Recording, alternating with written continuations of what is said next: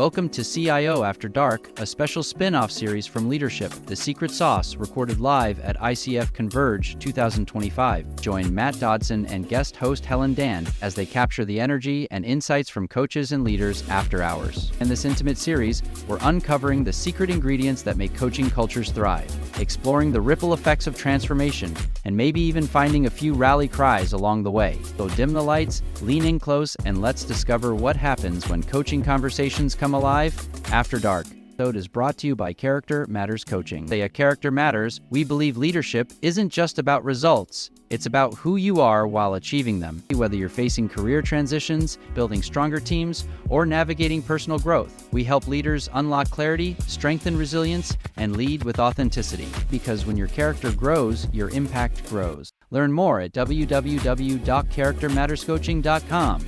In today's episode, we have guests from Wipfli, right? That's the way you say it? It is. Yeah. And we're sitting down with coaching organizations. Are you coaching organization members as well? Yeah. And to uncover your secret sauce. And so we're really interested in hearing your leadership story, your challenges, and what you've learned at ICF Converge 2025, if you want to talk about that. We hope that you listeners will stick around and you won't want to miss this. So thanks for joining us. Thank you. So we will let them introduce themselves. So why don't you go ahead and maybe you just introduce yourself and then give us like a check-in. Like a lot of times we ask the question, like on a scale of 1 to 10, where are you at? Oh, so like a coaching question? Yeah. Oh, Funny. okay. All right. Yeah. Should I look at the camera? It doesn't matter. Okay. Okay. I just wasn't sure where I should be. I'm Michelle Davis. I am program manager of executive coaching at Wipfli. You know, it's kind of hard to say. Wipfli is a professional services firm, and I've been there only a year or so, but I will say, and I think Saskia says this too, like I literally have my dream job. I absolutely love it. Wipfli is very open to coaching. It's kind of newish, so we get to do a lot of experiments. It's amazing. So anything else you want to know? Energy check-in, like score 1 to 10. check-in. Yeah. Well, What kind of energy? I was telling you, right. Well, I'm a little tired because I'm on, Eastern time zone normally. So, but I'm rallying due to the energy in this room. So I will give myself a 7. Okay. Thanks for your honesty. Yes. Saskia. Yes. Saskia Houwing. I'm an executive coach at Wipfli, and I joined in December last year. And I'm going to share something Michelle often says when she introduces the both of us, that when I joined, we doubled in size. And I really enjoy my job just as much as the first weeks when I just had arrived. And we were just talking about that today. It's kind of special to feel that way. Energy check, the other question. I would say it's an 8. Good. How about you, Catherine? Oh, 10. 10 out of 10. Really? Wow. Okay. I'm with Michelle and Saskia. And you? All right. Excellent. Good. What are you? Let's just jump What right. are you I at? am a 10 because You know are. what? You're like this also is- always 10. Yeah. I don't know. No, I'm not always 10. I'm usually like 7.5, maybe 8. Okay, well. But so this is like Oh, unique because great. today was unique and I know, this we is so talked fun. about coaching culture and here we are, and so I'm a little bit over the top. Fantastic. So yeah. Okay, so we're going to get into some of these questions that we have for you. If your coaching culture had a secret ingredient, whether that's at Wipfli or even a company that you guys work with, what would it be? Well, I would say it's psychological safety. Making sure that those we have conversations with, that could be our coachees, but also our leadership, feel like they can share anything that's important, the pain points they're facing, what they're looking forward to, what they desire, and it's just an essential ingredient in the work we do. Yeah. I'll piggyback on that, and I will say I think generally in our organization, people are just open, and I don't know, I mean, maybe we should give ourselves some credit. I think when clients come to us internally, I think we're able to create that space of trust and confidentiality. And I thought, because this is my first internal coaching position, I was doing I had my own coaching practice before this. I thought, if you're an internal coach, are people really going to open up? Are they really going to be honest? And I have not found anyone that hasn't felt comfortable talking about what's important to them, their challenges. So I would say just an openness. The culture is just very open, and I think we just create spaces where people feel comfortable. Well, and connected to that, I'd also like to say that it's through the conversations, but also creating that level of readiness, thinking about the structure and how we organize the programs that we're currently are either piloting, experimenting with, or are running. That is also, I think, a factor in creating that container. Yeah, it's like an education in some ways before they get to the coaching and making them feel comfortable and supported. So let me just ask that question because you kind of brought it up. So if you're doing something like that, what's your secret sauce? Each of you, what's your secret sauce? So there's so many ways I can answer. In a way, it's by, before even entering the conversation, being present to my presence. So if I enter a conversation, I feel like I need to make someone succeed. If it would be, I like this analogy that they presented in my coach training program a couple of years ago now, is that if there's a conversation between you and your client and there would be a light shining in between you, where's that light pointed to? And sometimes I enter a conversation and I just feel like, ooh, if for some reason there's this performance mode I try to enter. So it starts with checking in and making sure that I am in that neutral space and I can really focus fully on the individual I'm going to create that thinking space with. It almost sounds like a thread of that psychological safety for yourself. It's like you're preparing yourself to be psychologically safe to serve as the coach with that intentionality of setting the space. Exactly, yeah. I wish I was that embodied. I so appreciate that about you. She is so amazing. She's an amazing coach. I think I don't think about it as much, but if I were to pinpoint it, I think meeting your coachee where they are. I have like zero expectations when someone comes in about how it's supposed to go or it should be this way. Well, they talked about this last time, so I'm sure they're going to want to talk about that, and I'm going to be prepared for that. I really just let it unfold. And I will say I'm highly practical. I don't spend a lot of time on the whys and like root causes. I know some coaches are amazing at that. I want to get into behavior changes and experimenting quickly. So if I guess, I don't know if that sets me apart from many coaches. I think a lot of coaches do that. But I really like the practicality piece of coaching. Did it take you time to learn how not to be so structured? Yes, absolutely. Because I think, I don't know about you. Well, I do know you. I think you're like me in that, have an agenda, in the beginning. And I, don't get me wrong, I still do have a loose agenda in some ways, but it's the same every time. So I probably don't need it. But I like to just have it in my notes. But really, I forget about it. Like I said, I just let it unfold. I think it's like a safety blanket for me to just have those agenda points just in case. Well, and even today, as we are meeting, of course there's a level of preparation, but then it's also good to let go of it and to just show up and trust that, we'll be able to respond to whatever is going to happen here today.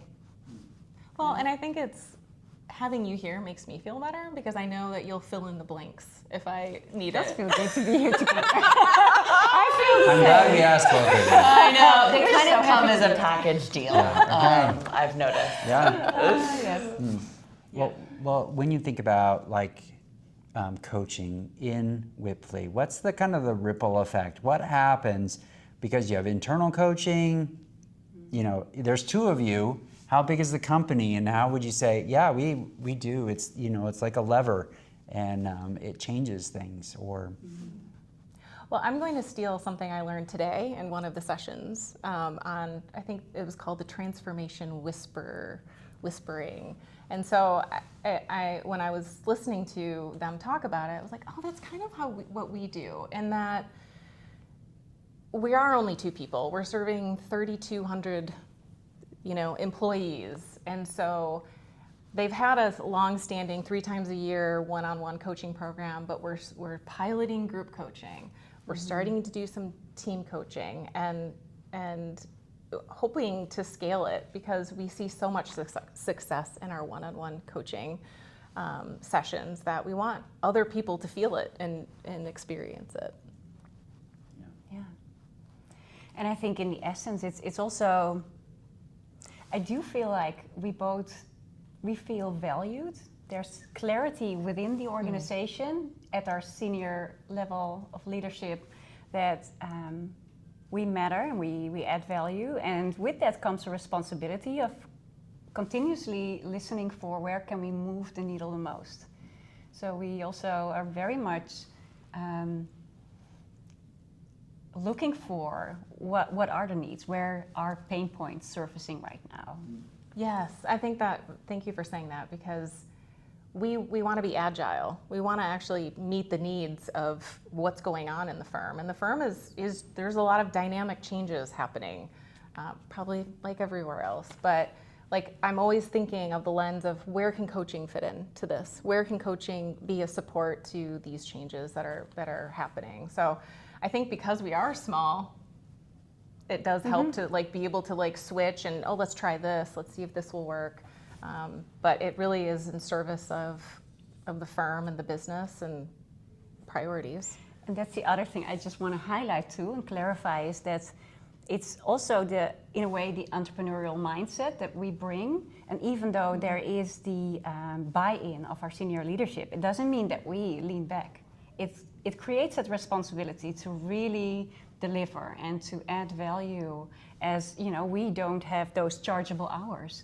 And how can we translate what we do in even a dollar value in ways? Yeah. So what's next for the organization? What do you see is the next? I answered the first time. So. What's next? I think now at a moment where we're presenting outcomes of a really wonderful, I feel very proud of what we have realized over the past couple of months, and we're going to hear back from our senior leadership on what their thoughts are. And I think with that, what's next is to listen for needs and how to further grow. So group coaching is one of the pilots experience we just started, and I'm very excited for that to further grow and see how we can, with the two of us, create a greater impact in a very efficient way. Yeah. I wonder if that also sparks anything on yes, your end. It does. Yeah. So let me list them so I don't forget. So, and I'll go into a little bit more detail. I would say team coaching or team support. There's a range, I think, within that.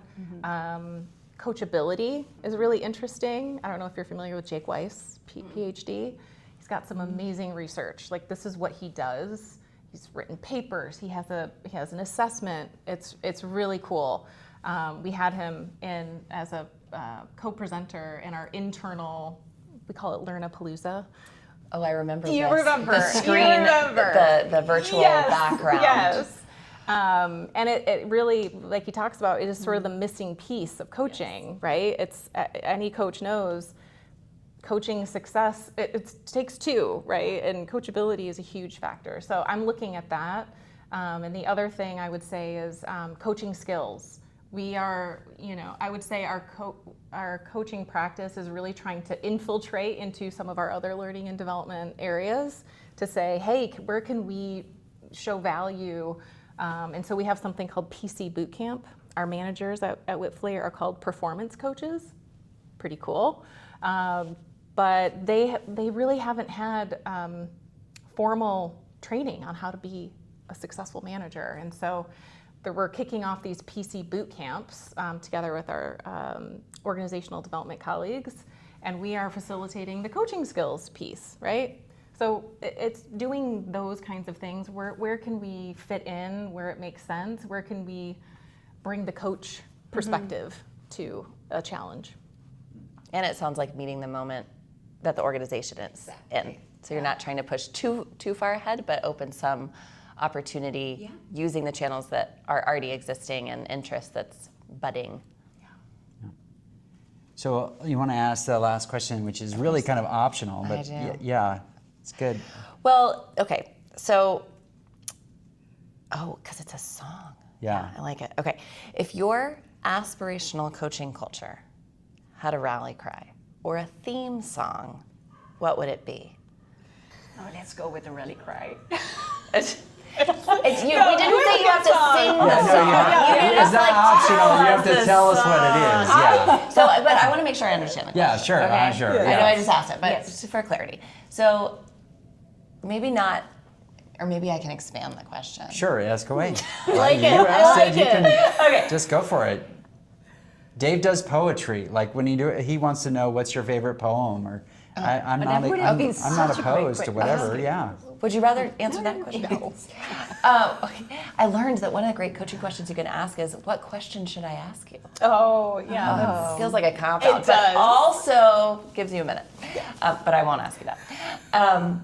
If Wipfli were to have a coaching culture song right now, what would it be? And what would you like the song to be? Well, you've just violated the stacking question. You're right. I'm not a credentialed coach yet. Yeah, it's okay. I've It's all right. just. It's okay. I've just, It's okay. Our listeners finished. don't really care. So Yes. okay, give it both of them. Okay. You're right. It's a stacking question. It's just a two-part question. But Yeah. and good catch. Right there you go. Yes, Thanks. well done. Well, then answer either one. What do you want it to? She came up with the song. I came up with a rally cry. I like and yeah, your rally cry is just. Well, I was struggling with this. I was like, this is such a good question. What? And the thing that came to me really was just, we're small and mighty. That's what it feels like. We are a tiny team of two, but I feel like we're making a big impact. And I think it's just going to grow over time, because I think we're good at being efficient. Yeah. So yeah, I would say small but mighty. Like Nice. theme song, Mighty Mouse. Saskia, did you have something? You wrote a song? Could be a Danish song. I really struggle with choosing one song. You know, for me, music is an expression of where you find yourself in the moment. And I think that we have experienced many moments, highs and lows. We went deep and we went fast. And, you know, I do think that Maybe it's a symphony. it could be a symphony. Yes, so, but that truly is, I think, if you would ask me, it really depends on the moment. But I think right now it would be a song connected to a level of high energy. Mm-hmm. It is about creating velocity. It's, I'm just trying to brainstorm here with you if it could be something that's, uplifting. What's the lead instrument in the song? It's a good one. Good question. I think maybe guitar. Guitar, like a nice, Yes. solid Yes. guitar. Yes. Okay. And drums. Yes. And there's maybe also because it's connected to your rally cry, Yeah. there's a level of gutsiness that's also needed, right? Because we're trying out and we need to just, keep an open mind and keep testing out. Is this something that really is also helpful, what we are going to try here? Is it going to make a difference and help us grow as a business? So maybe Eye of the Tiger. It's Ooh, what yeah. what came to me. Yeah. Eye of the Tiger. Love it. Yeah. Classic. But the hesitance is about the battle in it, because maybe it's a healthy battle. Yeah. It really, it's Yeah. Yes. I am envisioning that staircase in Philadelphia right now. Us there. You can make it happen. What's going to come next is the music, is the video.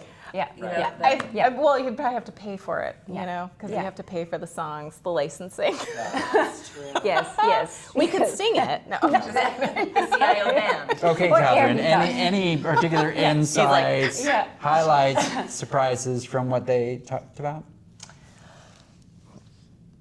Well, I think from what you said in the beginning of how it's your dream job and how you have, Saskia, as much excitement now as you did, a year ago from your first weeks.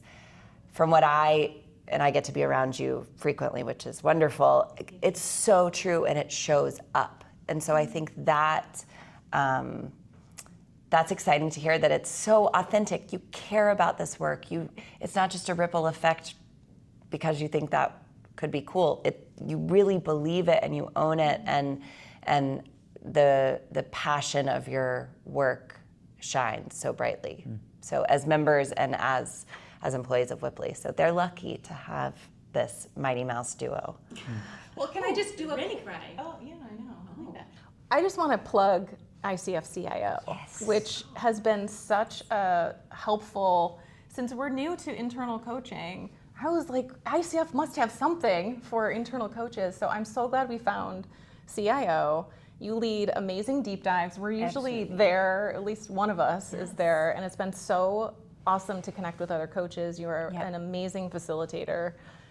So I can recall the very first deep dive I attended. I was taking notes like crazy because there was so much insight, and I kept on typing. And then we had a meeting and said, "Okay, I have to tell you what I just find out," and it really helped us shape our ideas. And and what I really also appreciate, and echoing everything Michelle said, but you listen. So whenever there is a question that comes to surface, all of a sudden I see a deep dive showing up that's themes, like let's rally around this topic. And you see, I keep using the word rally because I feel so excited about the rally cry. I just want to. We're going to think more about that. What about you? All right. What did you my insight was, it is unique to be in an organization where you feel like the comfort, like, this is my insight. Coaching is not going away at Wipfli, and you're thinking of new ways. I don't hear that a lot in organizations. It's oftentimes, I have it now, or it's there now, and the leaders support it, but I'm worried it's going to go away. And so it becomes like, hey, it's a fear-based response to coaching, rather than, hey, look, we haven't even figured out just how much this can be inside the organization. I think that's unique. And you may not realize how good it is until you leave from being there. Yeah, go ahead. What I want to share to that, what I see is that I feel that our talent and culture team is very much connected to the entire business. So because there is this systemic approach, we are continuously listening for what's happening in the organization and how can we anticipate and already be ready to offer value. Yeah. I think it's quite unique. I don't know if this is unique either, but we're highly visible. We're giving an update to the top leadership, number 1, number 2, next week. And we do that a few times a year, and we're talking about it. We're showing our impact. So it's not like we're buried. I mean, we are kind of like buried under certain levels, but from a leadership perspective, they hear from us directly. Yeah, that level of. Yeah, I hope you. It sounds like you know how good that is. So I would just say, Like I said, dream job. Yes, Absolutely. Yeah, we are so lucky. We are so Yes. lucky. It's an amazing organization. So maybe you can get a hold of. What's the best way to get a hold of you? Either one of you or Wipfli. Well, we've told you they come as a package deal. So get Saskia a hold of and Michelle.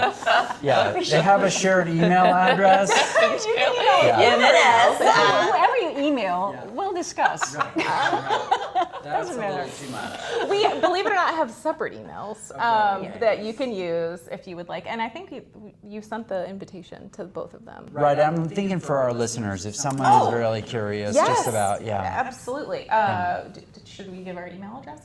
Or you on you know LinkedIn. what, or LinkedIn. Yes. LinkedIn is probably the best way. Yeah. And then we'll, of course, put that in the show notes. So to our listeners, if you just think about this, that you've listened to this and you want to think, hey, what is my secret sauce? Please share it with us on socials, subscribe to the show, and join our community for more ways to strengthen your leadership. Special thanks again for our sponsor, Character Matters Coaching and Consulting. The question is, do you ever feel like you're working too hard but not making the impact you want? At Character Matters Coaching and Consulting, we help leaders and organizations move from stuck to unstoppable. Through one-on-one coaching and team consulting, we don't just work on skills, we work on the leader behind the skills. So visit charactermatterscoaching.com to discover how we can help you strengthen your edge, grow your influence, and lead with purpose. And until next time, thanks so much for joining us. Thanks for listening. If you love this podcast, please share it with another coach or leader. Make sure you go to the show notes to get all the resources from today's episode.